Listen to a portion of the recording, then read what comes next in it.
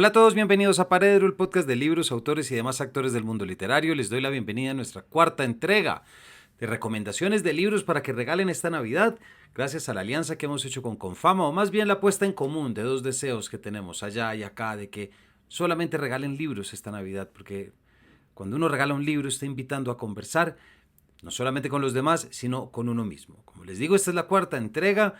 Hemos recomendado 15 libros por entrega, de tal manera que en este capítulo arrancamos con nuestro libro 46. Y sin más preámbulos, comenzamos con una gran amiga de esta casa, poeta, escritora y novelista a quien admiramos profundamente, como lo es Piedad Bonet, quien publicó justamente después de haber recibido su premio Reina Sofía de poesía, publicó La mujer incierta, un libro autobiográfico en el que se pregunta cómo contar la historia de uno mismo, hasta qué punto se construye o se reconstruye la identidad.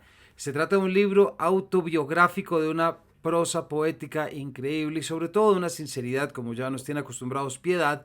Quien la haya escuchado, ella ha estado ya un par de veces o más en Paredro, escucharla sobre habla sobre eso en algunos capítulos, sobre sus orígenes, cuando empezó a escribir, lo que supuso la resistencia, y bueno, por todo lo que nos ha llevado su obra, sin lugar a dudas, es adentrarse en una de las mentes de las escritoras más y poetas más importantes de este país, y bueno, que desde aquí saludamos constantemente.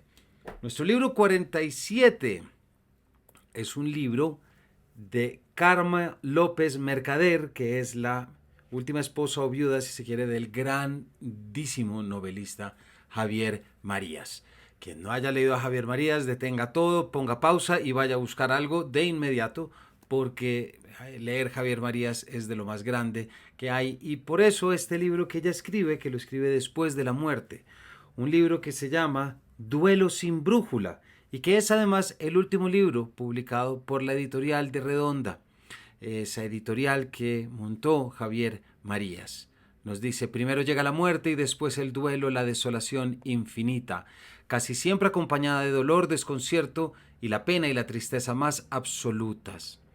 Terra incógnita, así es como se denominaban en los mapas antiguos los territorios desconocidos, que por serlo los cartógrafos llenaban de seres imaginarios. Más allá hay dragones, advertían, es decir, monstruos. Un libro duro, un libro difícil, porque no podía ser de otra forma, pero que todo aquel que haya leído a Marías o que va a leer, que espero que muchos de ustedes lo hagan, si no lo han hecho aún, pueda visitarlo y comprarlo y adquirirlo, precisamente porque es el último libro que se publica en esta entrañable editorial.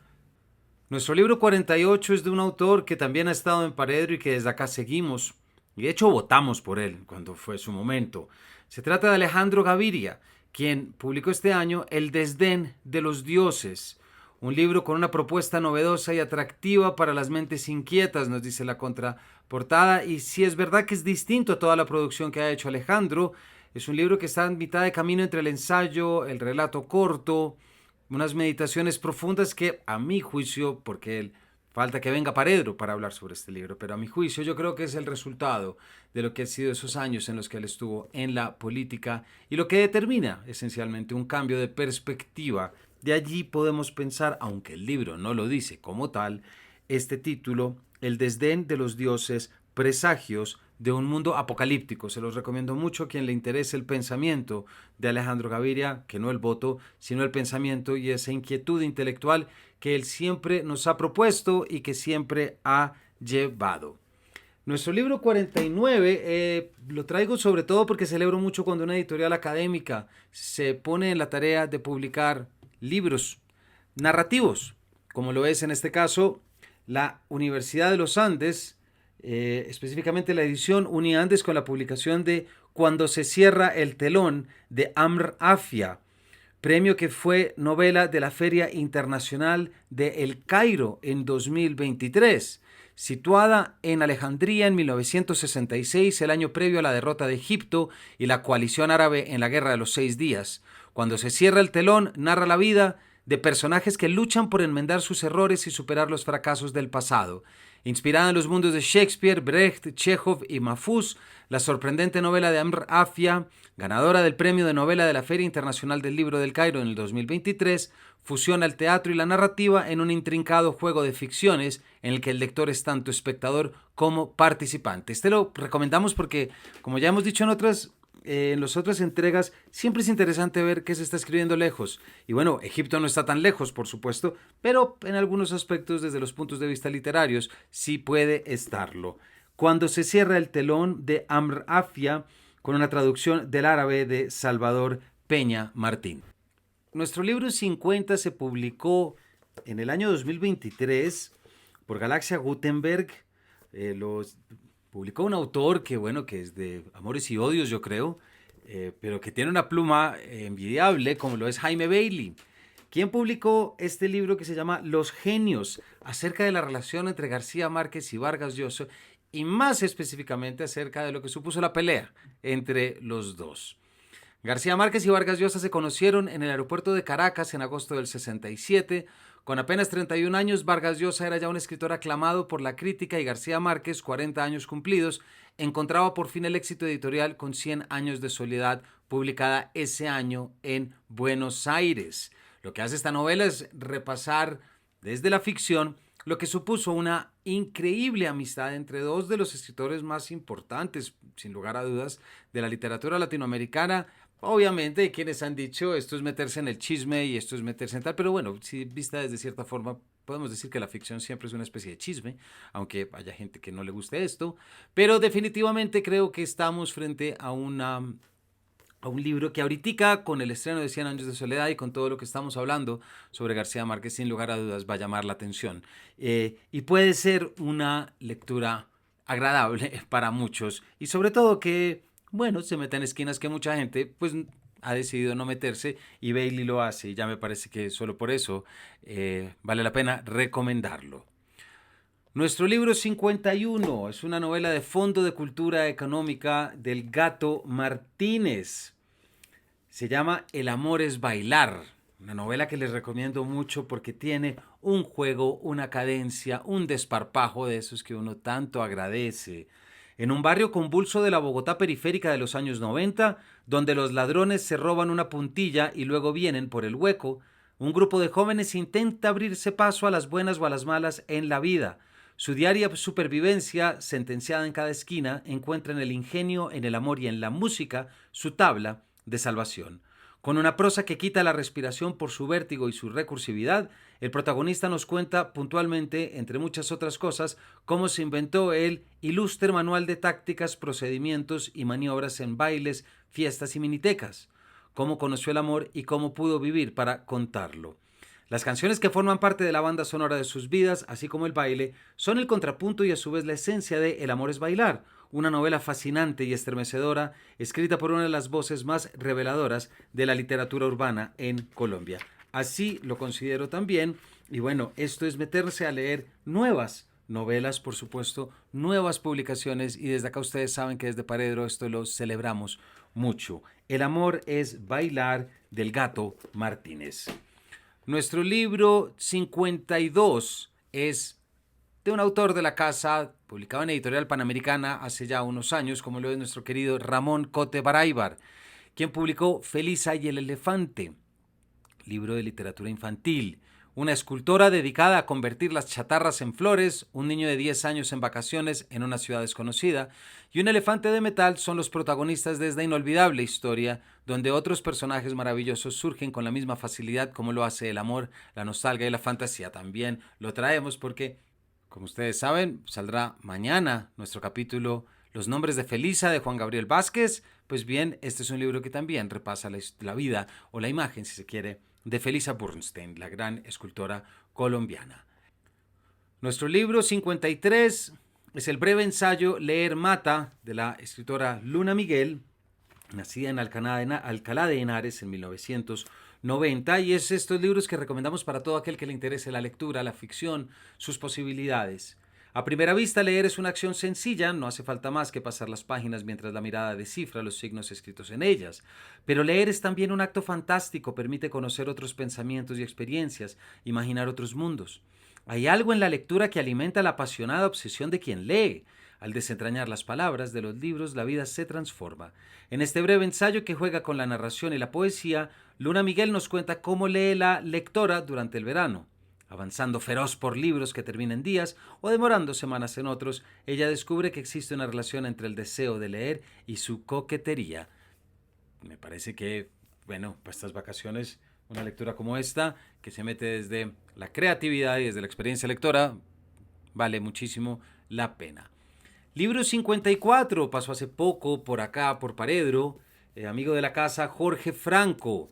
La editorial Alfaguara publica la edición conmemorativa de 25 años de Rosario Tijeras. Y creo que no necesita presentación una novela como esta. En nuestra primera sesión estuvimos recomendando también la edición conmemorativa de 30 años de La Virgen de los Sicarios. Y yo creo que son dos novelas fundamentales para entender mucho de lo que se escribió después y también para entender muchas realidades sociales, sin lugar a dudas. Todos, como digo, puntos de partida literarios, pero que no pueden volver a ser puntos de llegada de nuestra experiencia. Es una edición muy bonita, que quien no la tenga o que quiera volver a ella, esta es una estupenda oportunidad de adquirirla.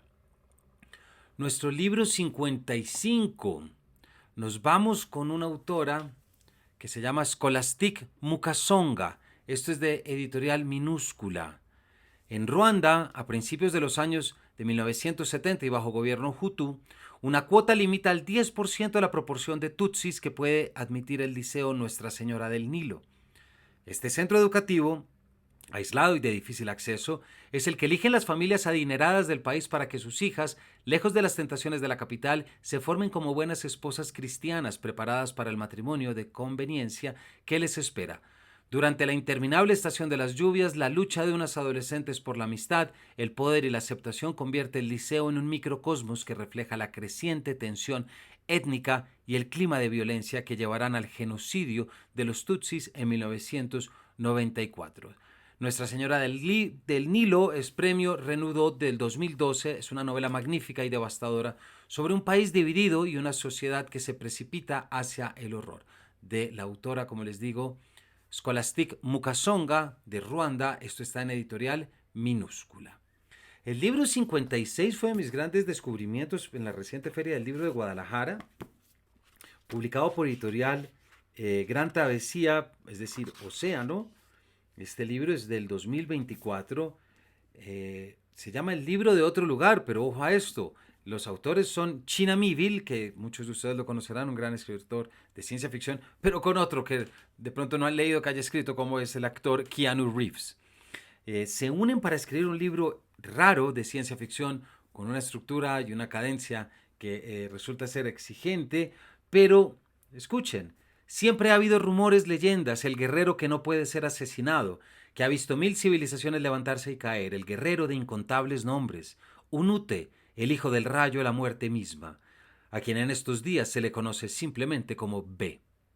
Y él solo anhela ser capaz de morir. Un grupo de operaciones encubiertas del ejército estadounidense le promete conseguir su destino de muerte. Todo lo que tiene que hacer a cambio es ayudarles. Pero cuando un soldado vuelve a la vida, el suceso imposible acaba apuntando hacia una fuerza aún más recóndita y al menos igual de poderosa que la del propio B. Una fuerza que persigue sus propios objetivos. Un libro curioso, a mí me llama la atención cuando un autor le da por escribir qué quiere que les diga, y sobre todo que tiene tanta fama, si se puede decir, en el género de ciencia ficción. Todos hemos seguido a Keanu Reeves, y quien le interese la ciencia ficción, creo que es un regalo cuanto menos curioso para adentrarse en esta narrativa. Nuestro libro 57 es un título que no se deben tomar muy en serio, ¿verdad? Para estas vacaciones, por favor. Me refiero a La leyenda del santo bebedor, de el grandísimo autor del Imperio Austrohúngaro, Joseph Roth, nacido en 1894 y muerto en 1939 en París. Esto es de editorial Godot y se trata de 6 relatos, 5 de los cuales se publicaron de forma póstuma. En ellos desfilan personajes muy disímiles. un bebedor empedernido que vive en la calle y parece encontrar la forma de redimirse ante la sociedad, un jefe de estación de trenes que se enamora perdidamente de una mujer casada y hace todo para quedarse con ella, y un vendedor de corales de la ciudad de Pogrodi, conocido por su honestidad y la calidad de sus productos. Un libro muy bonito con una edición preciosa de Ediciones Godot que por su extensión puede ser perfectamente un libro para llevar en estas vacaciones. El libro número 58 nos referimos a El vasto territorio de Simón López. Esto está publicado por Caja Negra. Es un fiel reflejo de la creciente ansiedad ecológica y un intento de plasmar los efectos de la crisis ambiental desde la perspectiva del sur del mundo. Simón López es chileno. Este libro podría inscribirse dentro de una larga tradición de realismo social latinoamericano si no fuera porque pronto comienza a mutar hacia un tono cada vez más alucinatorio. Se trata de la primera novela del escritor chileno López Trujillo por la que obtuvo el Premio Municipal de Literatura de Santiago en 2022. En ella, dos historias se entrelazan para narrar la extraña sintomatología que produce en la psiquis humana un hongo que prospera en el contexto del monocultivo de eucalipto de Curanilahue, territorio azotado por la violencia que el extractivismo ejerce sobre el entorno y las comunidades locales. Por un lado, la historia del trabajador forestal Pedro Marambio y sus hijos Patricio y Catalina, víctimas de la precarización de sus vidas y de su entorno, y por el otro lado, la de Giovanna, una científica que retorna a Chile para continuar sus investigaciones en micología. Una novela que, si les interesa todo el tema de los hongos, que obviamente está en todas partes, en este momento estoy seguro que puede ser una novela interesante y una novela que les puede atrapar. Nuestro libro 59. Me refiero a un clásico ya publicado en 1963, pero editado recientemente por Capitán Swing. Me refiero a La próxima vez el fuego de James Baldwin. Esa conmovedora e íntima reflexión sobre la naturaleza de la raza y la nación estadounidense que ha inspirado a generaciones de escritores y pensadores. Con claridad, convicción y pasión, James Baldwin lanza una terrible advertencia sobre los efectos del racismo que sigue siendo urgente 60 años después. Ayer estuvimos recomendando a Maryse Condé. Fíjense, este es otro libro para quien le interese estudios de raza, estudios culturales, etc. Es una edición muy bonita. Capitán Swing hace unas cosas muy lindas y creo que puede ser algo muy interesante para que ustedes puedan leer estas vacaciones y sobre todo regalar, porque no olvidemos que vamos a leer en las vacaciones después de haber hecho el regalo. Y cerramos con una novela larga, como también lo es David Copperfield, de Charles Dickens, en cual está basada. Estamos hablando de una novela de casi 700 páginas, en una traducción de Antonio Lozano y una edición de Navona Editorial muy bonita, y me refiero a Demon Copperhead. Ambientada en las montañas del sur de los Apalaches, Demon Copperhead es la historia de un muchacho nacido de una madre soltera adolescente en una caravana, sin más patrimonio que el buen aspecto y el pelo cobrizo de su difunto padre, un ingenio cáustico y un feroz talento para la supervivencia. Es uno de esos personajes entrañables que a uno se le quedan metidos en la cabeza. Relatado con su propia voz, Demon se enfrenta a los peligros modernos de los hogares de acogida, el trabajo infantil, las escuelas en ruinas, el éxito deportivo, la adicción, los amores desastrosos y las pérdidas aplastantes. A través de todo ello, se enfrenta a su propia invisibilidad en una cultura popular en la que incluso los superhéroes han abandonado los pueblos rurales en favor de las ciudades. Hace muchas generaciones, Charles Dickens escribió David Copperfield a partir de su experiencia como superviviente de la pobreza institucional y sus daños en los niños de su sociedad. Esos problemas aún no se han resuelto en la nuestra y esta novela lo muestra como tal. Barbara Kingsolver recurre a la ira y a la compasión de Dickens para poder hablar sobre un conflicto que nos sigue acusando. Con esto llegamos a nuestro libro 60.